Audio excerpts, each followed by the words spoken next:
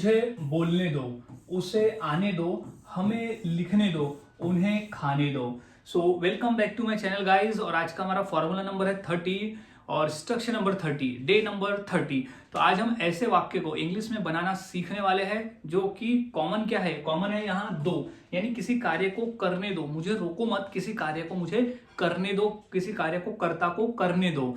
तो आज हम ऐसे ही वाक्य को इंग्लिश में बनाना सीखने वाले हैं और 100% हम ऐसे वाक्य को तो रोजाना के बोलचाल में बोलती है। जैसे बोलते ना कि मुझे बोलने दो, उसे लिखने दो, उसे पढ़ने दो, उसे यहाँ आने दो, उसे बताने दो, उसे सोने दो, उसे उठने दो, उसे घूमने दो। तो यहाँ कॉमन क्या है, दो, यानी किसी कार्य को कर्ता को करने दो।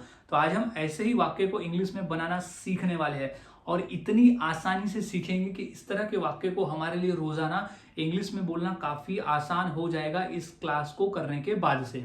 तो गाइज देख लेते हैं कि ऐसे वाक्य को हम इंग्लिश में कैसे बना सकते हैं। इसका फॉर्मूला है, तो वो फॉर्मूले को सबसे पहले हम समझ लेते हैं। तो फॉर्मूले की शुरुआत होती है सबसे पहले लेट। लेट का ही मतलब होता है दो, यानी लेट का ही मतलब होता है दो, यानी उस काम को से करने दो। तो लेट का ही मतलब होता है दो। तो यहाँ लेट जो है वो कॉमन रहेगा, हर वाक्य में कॉमन रहेगा। तो इससे तो फिक्स ही रखना है कि यही कॉमन में रहने वाला है।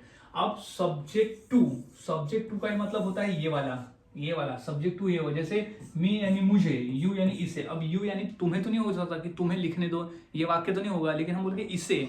तो यानी अगर कोई व्यक्ति सामने है तो हम बोलेंगे ना दूसरे व्यक्ति को बताने के लिए कि इसे पढ़ने दो। तो इसे यू की सेंस में इसे तो नहीं आएगा, लेकिन हो सकता है। अस यानी हमें, हिम यानी उसे, हर यानी उसे। अब हिम यानी कि कोई अगर लड़का रहा तो उसे बोलेंगे, या तो कोई लड़की रही तो उसे हर से हम बोलेंगे।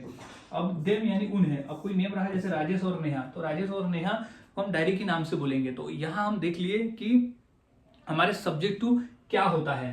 तो फिर प्लस V1। अब V1 यानी होता है क्रिया का पहला रूप। अब वो V1 यानी ही मतलब होता है कि कौन सी क्रिया है जो उसे करने दो, वो सिचुएशन के हिसाब से बदलेगा। वो कौन सी क्रिया है जो उसे करने दो, वो सिचुएशन के हिसाब से बदलने वाला है। फिर ऑब्जेक्ट यानी उसमें शेष बचा हुआ भाग जो भी रहेगा वो ऑब्जेक्ट टू में आ जाएगा। तो कंप्लीट फॉर्मूला है late plus subject two plus V1 plus object. अब इस फॉर्मूले से हम वाक्यों को बनाना सीखते हैं। तो सबसे पहला वाक्य है कि मुझे बोलने दो, मुझे बोलने दो। तो क्या हो जाएगा, दो की सबसे पहले लेट सबसे पहले जाएगा लेट, फिर सब्जेक्ट टू। तो यहाँ सब्जेक्ट टू क्या है, तो सब्जेक्ट टू ये है, ये वाला सब्जेक्ट टू है ये कि मुझे।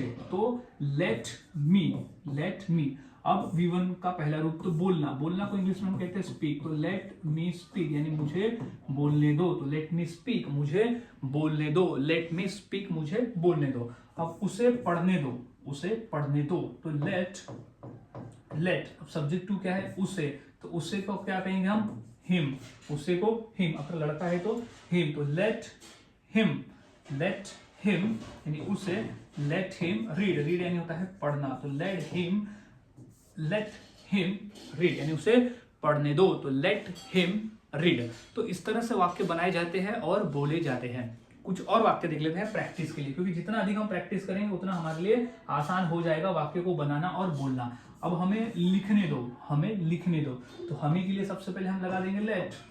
तो लेट, अब यहाँ पर सब्जेक्ट टू क्या है, तो सब्जेक्ट टू है ये हमें को हम इंग्लिश में कहते हैं अस। तो लेट अस क्या करना है, लिखने देना है। तो लेट अस राइट यानी हमें लिखने दो।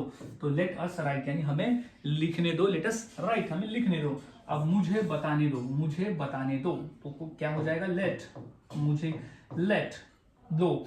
अब क्या करने दो, मुझे। तो लेट मी, क्योंकि मुझे के लिए हम लिखते हैं मी सब्जेक्ट टू में। अब बताना को इंग्लिश में कहते हैं टेल। तो लेट मी टेल यानी मुझे बताने दो। तो लेट मी टेल। तो इस तरह से गाइस वाक्य को बनाए जाते हैं और बोले जाते हैं। काफी आसान है, बस आपको फॉर्मूला याद में रखना होता है और फॉर्मूले के आधार पर आपको बनाना होता है। काफी आसान है। कुछ और वाक्य देख लेते हैं, जैसे उसे अंदर आने दो। तो क्या हो जाएगा, लेट यानी हो जाएगा दो। अब क्या, अंदर आना। तो आना को हम इंग्लिश में कहते हैं कम, लेकिन इसके पहले हमें लगाना है सब्जेक्ट टू। तो उसे यानी हिम। तो लेट हिम, अगर लड़की रहती तो हर लगाते। तो लेट हिम कम यानी आना, इन यानी अंदर। तो लेट हिम कम इन यानी उसे अंदर आने दो। उसे रोको मत, उसे अंदर आने दो। तो लेट हिम कम इन, उसे अंदर आने दो। अब हमें बाहर जाने दो।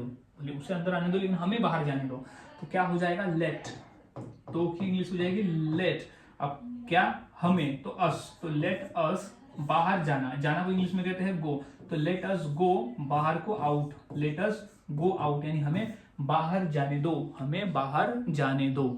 तो इस तरह से वाक्य बनाए जाते हैं और बोले जाते हैं, काफी आसान है, बस फॉर्मूले को याद में रखना होता है। सो गाइज अब इसी फॉर्मूले के आधार पर मैं 2 वाक्य देता हूँ, ये 2 वाक्य की इंग्लिश क्या होगी मुझे कमेंट सेक्शन में जरूर बताएं। जैसे अगर हमें कहना है कि मुझे टीवी देखने दो और हमें सीखने दो, तो ये 2 वाक्य की इंग्लिश क्या होगी मुझे मेरे कमेंट सेक्शन में जरूर बताएं। और इसी तरह से अगर आप प्रैक्टिस करते हो फॉर्मूले से तो आपके लिए आसान हो जाता है वाक्य को बनाना और फिर उसे रोजाना के बोलचाल में बोलना। सो मिलता हूं ऐसे ही और नए फॉर्मूले के साथ अगली वीडियो में, तब तक के लिए चैनल के साथ बने रहे, वीडियोस को देखते रहे और इसी तरह से रोजाना प्रैक्टिस करते रहे।